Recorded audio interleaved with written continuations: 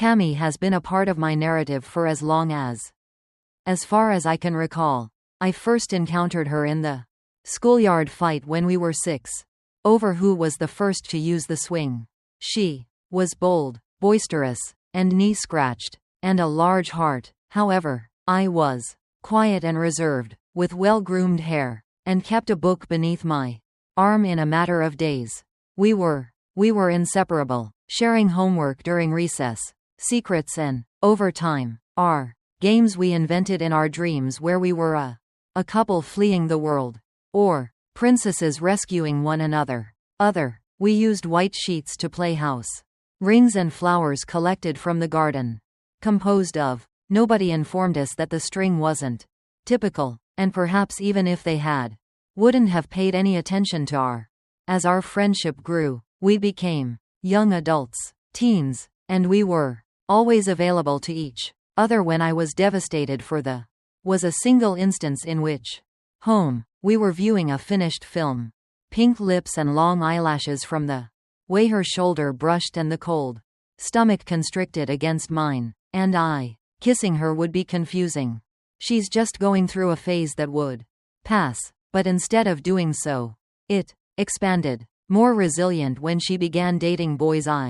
I listened while pretending to be interested in her discussion of her first dates, encounters and her adolescent rage. Each word pierced deeper and deeper into me. I gave her a smile, guidance, but I died a little inside the moment I witnessed her fall in love. I never spoke to anyone else. I was her, fearful, embarrassed and unwilling to sabotage the one. I had something lovely and safe if she believed that I was her sister. So what right did I? You must wish to be something more for a few more years. Past, we looked at various professions. But we stayed. We just celebrated our 25th birthday. Camila unexpectedly called me one day. With a movement that passes through the line. Similar to electricity. I'm marrying her. Said. My heart paused for a moment. Attempted to sound. I'm truly happy. Tried, but the ground seemed to be opening up. I soon met Julian under my feet. After he was a kind, respectable man with a textbook and a tidy smile. Etiquette. He was the type of man any mom would be pleased of. I told myself that Camila obviously loved him. Each night to persuade myself that it was all right. She asked me to be her maid of honor. Honor I naturally accepted, but how could I decline? My love for her was too great to let her go. That I was involved in organizing everything from the invitations to the. I shadowed her for months while she dressed. Assist her right-hand woman, but each step we took in the direction of. I noticed that I was slipping during the wedding. Behind each flower, we selected each chuckle throughout the makeup trials and each silent toast at her bachelorette party. I was in love with my partner when the truth beat me.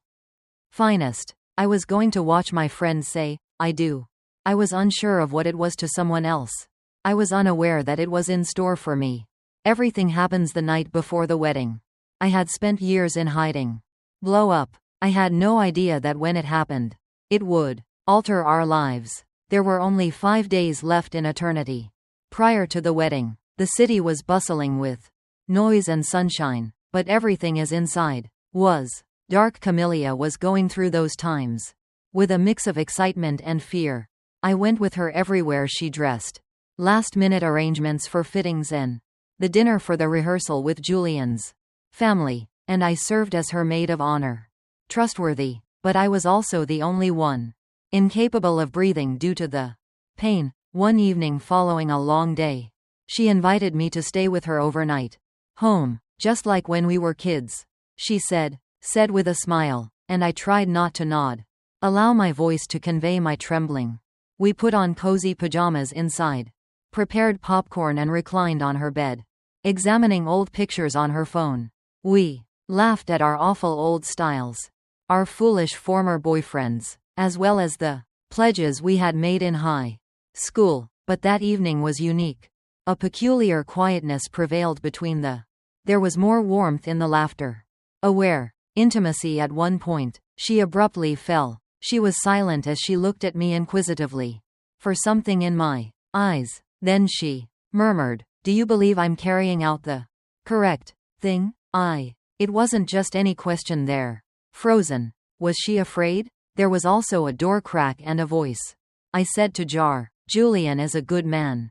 Attempting to sound. Yes, he is, she said, looking down in a neutral tone. I feel more like myself with you. Her. I was struck by words like a blast of. If I had listened to her correctly. Lightning. She said what I believed her to say. She went on to say. He doesn't know me. Like you. He is unaware of my hatred. Cilantro that makes me cry during depressing ads. Or that I struggle to fall asleep unless someone touches my. I apologize for interrupting you almost without knowing that, she responded with a sad grin, which is why I'm so afraid to marry. The space was crowded with a dense quiet. She moved, and my heart raced in my chest. She put her head on my shoulder as she got closer. Shoulder to shoulder with you. Everything is so simple because I adore you. Thought, but I kept it to myself. Minutes. As I observed her shut her eyes and calmly breathe as her fingers touched mine. I entwined our fingers. I was unable to resist. Nothing more was done by us than that. Slept with each other, encircled in a silence that revealed a lot about what neither of us had the courage to say. That everything appeared to be back the following day. Back to normal until it. We went together to pick her up. Didn't we? Dress. She appeared to be a princess. Her dark skin was perfectly complemented by the lace. And her eyes sparkled with a combination of enthusiasm as well as, how'd I look? She inquired in a distressed manner. Someone I wanted to say but wasn't sure. But I just responded. The dressmaker asked us to say, beautiful. Camila gave me a hug as we posed for a picture. Her head rested on my shoulder at the waist. And muttered, I appreciate you always. That night was the last time I was there. Prior to the. Camila insisted on spending it on the wedding. As a symbolic farewell with me. We purchased wine and turned on some relaxing music. And took a seat on her room's floor. Encircled by candles and recollections, we talked and laughed a lot. About deep and silly things. And our aspirations for the future. But we cautiously refrained from discussing the kiss. We had never had the same desire to. No longer. Bury yourself until the music starts. She paused and gave me a direct look. Without hesitancy. If this were our final night, what would you two do? I was unsure of how to. Perhaps I knew the answer. But I didn't have the bravery despite the fact that my eyes spoke for me. Arrived. She gently touched my face as she got closer and it broke me, followed by it. Her mouth brushed. For a moment, the world ceased to revolve. We shared a slow kiss. With fear, tenderly with each and every query in the cosmos and no responses when our foreheads came into contact. She murmured, I'm not sure what I'm doing. I have no idea what I am doing. Neither, I answered, but I'm not interested in it. To finish, therefore, in that empty room, unspoken vows and glasses at a wedding was going to occur. We were born, and we split up at the same, when the sun was gently shining through the window, seemingly unwilling to wake the truth that we had produced during the night.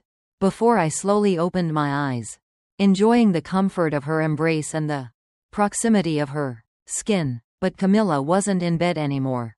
I discovered her in front of her white robe wrapped around a mirror, hair loose and her eyes lost. When I got there, she remained silent.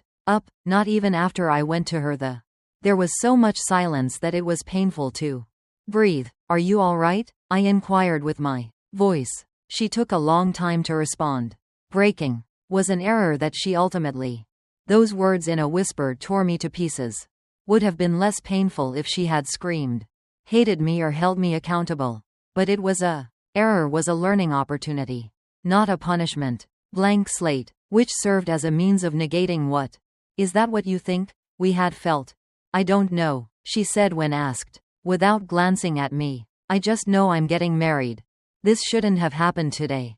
Occurred. I stood there with a blanket that didn't hold me.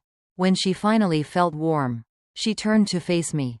I need you, she said, her eyes red but steady. As a friend, she said, to be with me today. Similar to Those words weighed always, on me like a chain since we didn't longer, similar to, between us, something had always changed, forever, and acting as though it wouldn't be a betrayal of our previous relationship. After quietly getting dressed, I departed. My heart is in her house. Pieces. I sat by the window and called a cab. And felt as though I was watching the city pass by. I wanted to scream because I didn't belong there. I desired to. Rather than crying, I clenched my fists on my knees, attempting to avoid collapsing in public, so I locked up when I got home. Myself in the stared at my reflection in the bathroom mirror for multiple minutes. Who was the friend I was now? Traitor. The female who ruined before the wedding could take place. I spent the remainder of the day automatically. I prepared for the event in the same way. Dress that I selected weeks ago. And I styled my hair, applied makeup, and put on a mask of dignity that the church didn't seem to have. Excited. Soft music was playing. Family. Julia, one of the members, was at the altar. Everything was prepared, despite my nervousness and smile. Except for me, for a happily ever after. When Camila finally showed up, she was dressed in white and accompanied her by walking arm in arm. She appeared to be an apparition. Lovely. Imposing. Sadly, nobody stood up except for me. I felt like I would shatter if I raised our eyes. Encountered there. It was regret and fear. I adore everything combined. For a moment, she slowed her gaze and hesitated her steps. The priest shuddered and started to. I couldn't hear you speak. Everything that had fallen in the world. My heartbeat was the only sound I could hear in silence. And the approaching sound of her shoes. Julian was confronted by altar. Camila grinned, but she didn't. And then she turned, stepped back, and looked. Surrounding her, she inhaled deeply in a low but firm voice. I'm sorry. A whisper swept through. The priest in the church gave her a look. Perplexed. Julianne. I scowled and came to a stop.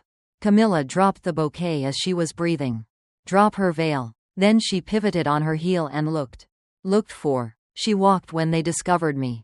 Directly at me. Fearlessly. Without requesting authorization, without providing an explanation. Anything to. She stopped in front of me. And anyone. She whispered to me as she took my hand tightly. Even though I don't want to live without you. Nobody is able to comprehend. I realized then that there would never be. Once more. Not for her. Not for me. For those who had seen that. Not. I will always remember the sound of running through the church in her heels. Nor will I ever forget the quiet that descended when she grasped my hand before the world came to a halt amid the pew's sighs and amazed expressions. Camila publicly selected me without authorization, without assurances we took with us when we left the church. Hands. Some individuals gave us a furious look, while others gazed at us disappointed. Some people sobbed and others yelled insults, but she held on to me and I strolled aimlessly, as though our feet understood where to go, despite the fact that our souls shuddered that there was no festivity, that no night, passion alone, quiet, and the overwhelming burden of having separated from. Camila locked herself in everything.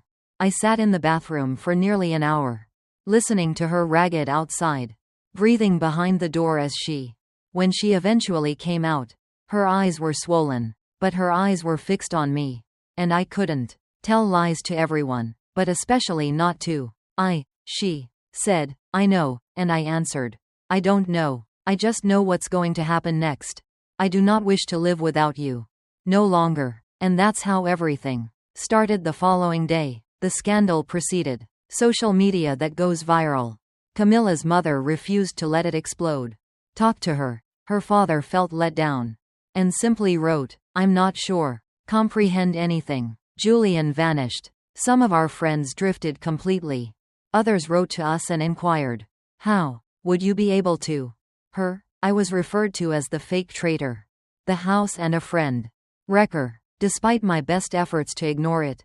Although it was painful, Camila remained there for me, using my. We made the decision to leave town because we needed a new beginning, free from criticism, without Rumors that we leased a modest apartment in a silent. The walls in the neighborhood were a little worn, and the floor groaning. But initially, when we felt tranquility during the initial months were challenging. There were evenings spent. Tears of guilt. Camila occasionally woke up with doubts in the dead of night and inquire, "Did I do something incorrectly?" With a sorrowful heart, I would respond in the only manner I could. "You not have done anything wrong? Did the correct thing." Over time, things started to heal. Camille obtained a freelance position. Designer. I made the decision to begin writing. Started narrating tales such as, "One day, I published one that I fell in love with. Destroyed and in love with my best friend. Her wedding using phony names and other details were altered, but the core stayed the same. Intact. The narrative proceeded. Thousands of women began writing after it went viral. To us, tales of secret loves, of delayed kissing decisions. They were never brave enough to allow Camila to read all of the comments. She sobbed. After giving me a hug, she said, "Perhaps we gained something that we lost a lot of. Nobody can take us away. Today, we live in a house full of freedom. Books, pictures, and plants of us. A few family members have returned. Other people haven't yet, and that's all right. Not everyone is prepared to embrace when something doesn't fit their mold. We avoid discussing weddings. There is no longer a need for our dedication is apparent in each cup of coffee. We look at each other every time we awaken, and each choice we make. Occasionally, Camila dreams about. She claims to have seen her wedding gown. Then, hanging alone in a deserted church. She whispers, laughs, and gives me a hug. I stroke her and say, "Thank goodness I ran." Face. And I always say the same thing. Express gratitude for your selection. Both for selecting me and for yourself, because I've discovered on this journey that true love is never cowardly. It requires courage. Losing is necessary in order to. Sometimes winning even means destroying a wedding to start a genuine tale. If I had to repeat the entire process from the starting with tears of fear and my heart in, I would do it in pieces. Once more, since it was present in the middle of chaos in which we eventually started to live. If this story had any effect on you, remember that you're not alone by subscribing. For more authentic accounts from females who had the courage to love, tell your story in a different way in the. We read the comments with an open mind. Keep in mind that the love you conceal deserves to be